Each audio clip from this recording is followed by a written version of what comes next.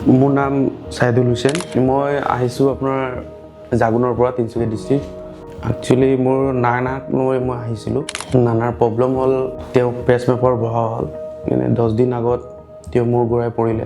মূৰ ঘূৰাই পৰাৰ পিছত আমি ইমাৰ্জেঞ্চি লৈ কিনি ডক্টৰ ৰেজা ছাৰৰ লগত কনচালটেট কৰিলোঁ। কনচালটেট কৰি কিনি তাৰ পালছ ৰেট ইমান অহা নাই যিমান আহিব লাগে। তো ডক্টৰ ৰেজা ছাৰে ক'লে কি আপোনাৰ পেচমেকাৰ বহাব লাগিব।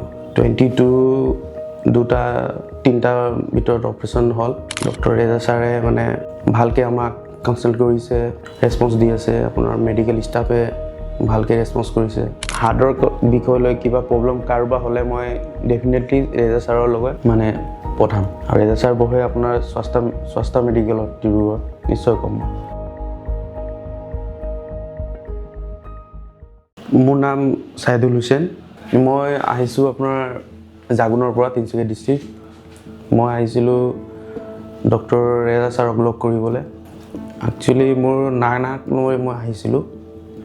নানাৰ প্ৰব্লেম হ'ল, তেওঁ পেচমেকাৰ বহা হ'ল। পেচমেকাৰ বহোৱা কেনেকৈ হ'ল, ঘৰত 10 দিন আগত তেওঁ মূৰ ঘূৰাই পৰিলে। মূৰ ঘূৰাই পৰাৰ পিছত আমি ইমাৰ্জেঞ্চি লৈ কিনি ডক্টৰ ৰেজা ছাৰৰ লগত কনচালটেট কৰিলোঁ। একচুৱেলি আমি মানুহবোৰৰ পৰা শুনিছোঁ যে এনেকুৱা ৰেজা ছাৰ বুলি আছে, কাৰ্ডিঅ' ডক্টৰ, তেখেতে বহুত ভাল ট্ৰিটমেণ্ট কৰে। মই শুনি আৰু আহিলোঁ আৰু ডক্টৰ ৰেজা ছাৰৰ লগত কনচালটেট কৰিলোঁ। কনচালটেট কৰি কিনি তাৰ পালছ ৰেট ইমান অহা নাই যিমান আহিব লাগে। তো ডক্টৰ ৰেজা ছাৰে ক'লে কি আপোনাৰ পেচমেকাৰ বহাব লাগিব। তো আমি আকৌ ঘৰ গুচি গ'লোঁ। গৈ কিনি ডিছকাছ কৰিলোঁ। কৰি কিনি 21ত আহি কিনি ইয়াত পালোঁ। 21 ৰাতি ডক্টৰ ৰেজা ছাৰে পেচমেকাৰ বহালে। বহাই কিনি আপোনাৰ 3টাৰ ভিতৰত অপাৰেশ্যন হ'ল। অপাৰেশ্যন ভালে হ'ল, ছাকচেছ হ'ল।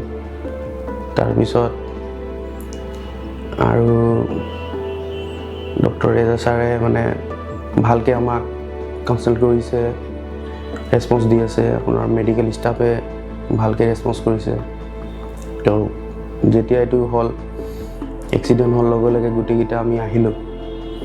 আহি কিনি কি হ'ল কি নাই তাৰপিছত কি নাই আমি কনফিউজ হৈ গ'লোঁ। তাৰপিছত লগে লগে আহি কিনে একচুৱেলি আমাৰ তাত মাৰ্কেটাত এনেকৈ একটা আছে চিভিল, তাত দেখালোঁ। তাত কৈছে তাত নহ'ব, আপুনি ডিব্ৰুগড় লৈ যাওক। তো সেয়াই আহিলেও ডিব্ৰুগড়। ৰেজা ছাৰৰ ট্ৰিটমেণ্ট বহুত ভালে আছে, ভাল ৰেছপন্স কৰে, ভাল মানুহৰ লগত ডিছকাছ কৰে। পেচমেকাৰ বহোৱাৰ পিছত এতিয়া পেচেণ্টজন বহুত ভাল হ'ল, খোজকাঢ়িব পাৰিছে।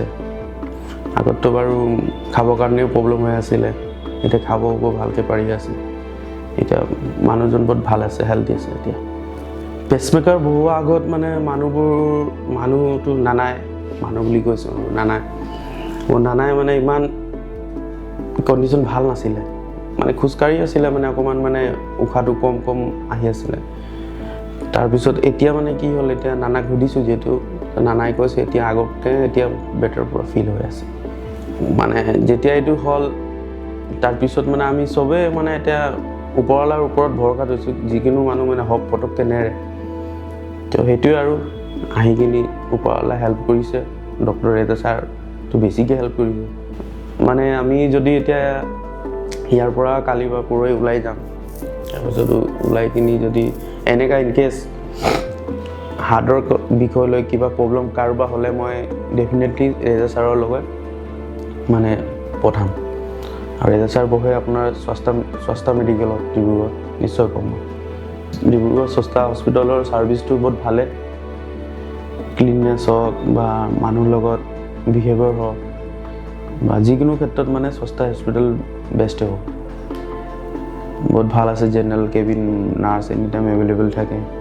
পেচেণ্টৰ আৰু সেইটো নহয়, প্ৰব্লেম নহয় পেচেণ্টৰ। মোৰ ফেমিলিৰ পৰা সকলোকে স্বাস্থ্য হস্পিটেলত বহুত ধন্যবাদ জ্ঞাপন কৰিছোঁ। আৰু অল টোটেল ষ্টাফ স্বাস্থ্য হস্পিটেলৰ ডিব্ৰুগড় বহুত ধন্যবাদ, বহুত থেংক ইউ। যিহেতু আপুনি ইমান সহায় কৰিছে, ইমান ভাল বিহেভ কৰিছে।